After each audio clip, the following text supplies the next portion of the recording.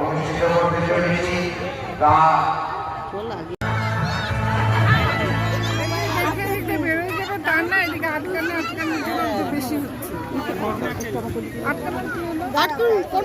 দেখে চলে যাবে লোকে আটকে আটকে দেখে নৃত্যশিল্পীদের এখন মূল মঞ্চে নৃত্য পরিবেশন করবেন মাহি রায়।